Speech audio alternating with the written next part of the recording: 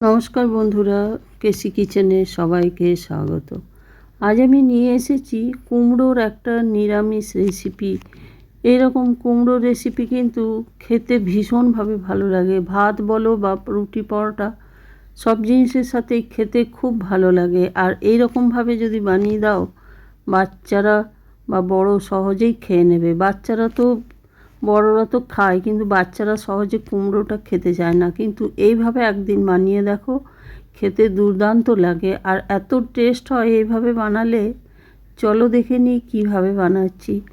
দেখো, মোটামুটি আমি অনেকটাই কুমড়ো নিয়েছি। যতটা আমার প্রয়োজন আমি ততটা নিয়েছি। তোমরা তোমাদের প্রয়োজন মতো কম বেশি করে নিতে পারো।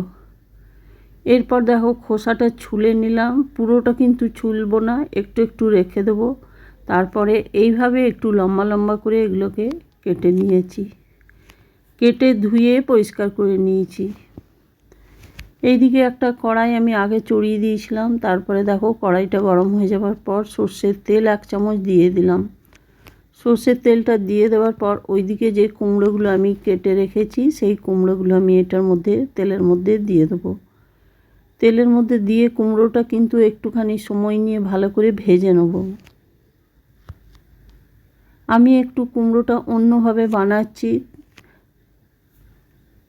এরপরে দেখো, ধনে গুঁড়ো, জিরে গুঁড়ো আর হলুদ দিয়ে দিলাম এটার মধ্যে। নুনটা কিন্তু এখন দিচ্ছি না। জিরে, ধনে আর হলুদ দিয়ে পুরো কুমড়োটাকে প্রথমে ভালো করে ভেজে নেব। আমি একটু অন্যভাবে বানাচ্ছি, এইভাবে তোমরাও বানিয়ে নিতে পারো। তারপরে দেখো খেতে কত যে ভালো লাগে আর খুব টেস্ট হয় যদি এইভাবে তোমরা বানিয়ে নাও। দেখো, কুমড়োটাকে আমি প্রায় 2 মিনিটের মতো ভেজে নিলাম। ভেজে একটা প্লেটের মধ্যে উঠিয়ে রেখে দিলাম।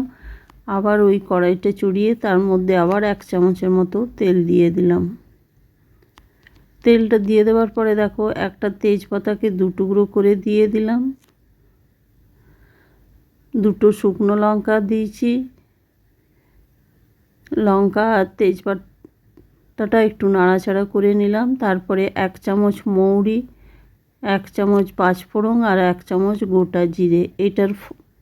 এটাই ফোড়ন। 1 চামচ মৌরি, 1 চামচ জিরে আর 1 চামচ পাঁচফোড়ন। এটা দিয়ে দেওয়ার পরে একটু বেশ তেলের মধ্যে নাড়াচাড়া করে নেব বা ভেজে নিলাম পুরো ফোড়নটা।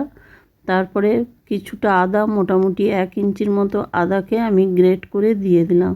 আর দিলাম তার সাথে কয়েকটা কাঁচা লঙ্কা কেটে। এটাতে কিন্তু লঙ্কাটা আমি বেটে দিচ্ছি না, এইভাবে কেটেই দিচ্ছি। তাহলেই কিন্তু কুমড়োর তরকারির স্বাদটা ভীষণ ভালো হয়। আদাটা দেখো ভেজে নেবার পরে আমি 1/2 চামচের মতো হিং দিয়ে দিলাম। হিংটা একটু নেড়ে চেড়ে নেবার পর একটা টমেটোকে ছোট করে কেটে রেখেছি, সেই টমেটোটা আমি এটার মধ্যে দিয়ে দিলাম। টমেটোটা দিয়ে দেওয়ার পরে একটুখানি বেশ ভালো করে নাড়াচাড়া করে নিলাম। তারপরে আমি 1/2 কাপের মতো এটাতে জল দিয়ে দিলাম। এইবার আমি পরিমাণ মতো নুন দিয়ে দেবো। আগে আমি কোনো রকম নুন ব্যবহার করিনি কুমড়োর মধ্যে। এখন আমি পরিমাণ মতো নুন দিলাম। 1/2 চামচের মতো ধনে গুঁড়ো দিয়ে দিলাম। এটা খুবই কম তেল মশলা দিয়ে রান্নাটা করছি, তবে খেতে খুবই ভালো লাগবে। বারবার বলছি, তোমরা একদিন হলেও বানিয়ে দেখতে পারো।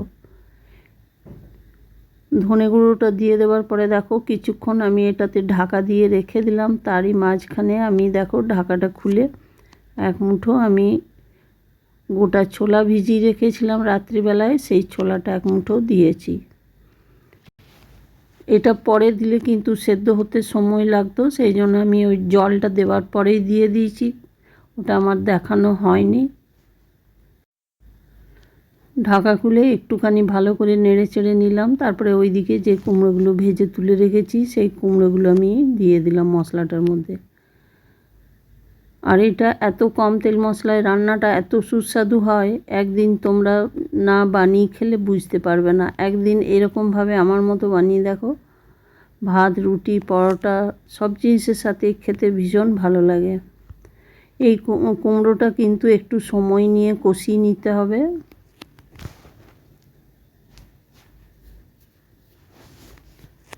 দেখো আমার কষানো হয়ে গেছে। এইবার আমি এটার মধ্যে জল দিয়ে দিলাম। আর কুমড়ো তরকারি এর মধ্যে কোনো রকম আলু দিইনি, সেই জন্য খুব বেশি পরিমাণ জলটা আমি দিচ্ছি না। যতটা কুমড়োটা সেদ্ধ হতে জল লাগবে ততটাই দিয়েছি। আর হাই ফ্লেম করে দেখো 2 মিনিটের জন্য রেখে দিলাম। 2 মিনিট পরে দেখো ফিরে এসে দেখাচ্ছি জলটাও শুকিয়ে গেছে আর কুমড়োটা খুব সুন্দরভাবে সেদ্ধ হয়ে গেছে, অথচ কুমড়োটা গলে যায়নি। আমার রেসিপি যদি তোমাদের ভালো লেগে থাকে তো লাইক, শেয়ার ও কমেন্ট অতি অবশ্যই করে দিও। নতুন বন্ধুদের সাবস্ক্রাইব করার অনুরোধ রইল। এরপরে দেখো 1 চামচের মতো আমি চিনি দিয়ে দিলাম এটার মধ্যে। কুমড়োর তরকারিতে বা যে কোনো নিরামিষ তরকারিতে একটু চিনি দিলে তরকারির টেস্ট ভীষণভাবে ভালো হয়। চিনিটা দিয়ে দেখো আরও নাড়াচাড়া করে নিলাম। এইবার নামাবার ঠিক আগে 1/2 চামচের মতো আমি ভাজা মশলা ওপর থেকে ছড়িয়ে দিলাম। জিরে আছে, ধনে আছে আর 5 ফোড়ন আছে। এইগুলো আমি গরম কড়াইয়ে রোস্ট করে গুঁড়ো করে রেখেছি, সেটা আমি 1/2 চামচের মতো ওপর থেকে ছড়িয়ে দিলাম। এইবারে দেখো তরকারিটা আমার প্রায় হয়ে এসছে নামাবার মুখে। কুমড়োগুলো একটুখানি ভালো করে খুন্তিতে করে ঘাটা ঘাটা করে দিলাম, তাহলে কিন্তু তরকারিটা খেতেও ভীষণ ভালো লাগে আর দেখতেও খুব সুন্দর লাগে। এরপর আমি গ্যাসটা বন্ধ করে দিয়ে ঢাকা দিয়ে স্ট্যান্ডিং টাইমে রেখে দিলাম কিছুক্ষণ। তারপরে দেখো ঢাকা খুলে দেখাচ্ছি কত সুন্দর আর কত লোভনীয় তরকারিটা হয়েছে। এটা ভাত কিংবা রুটি সব জিনিসের সাথে খেতে খুব ভালো লাগে। তোমরা সকলে ভালো থেকো, সুস্থ থেকো। ফিরে আসছি পরের রেসিপি নিয়ে। ধন্যবাদ।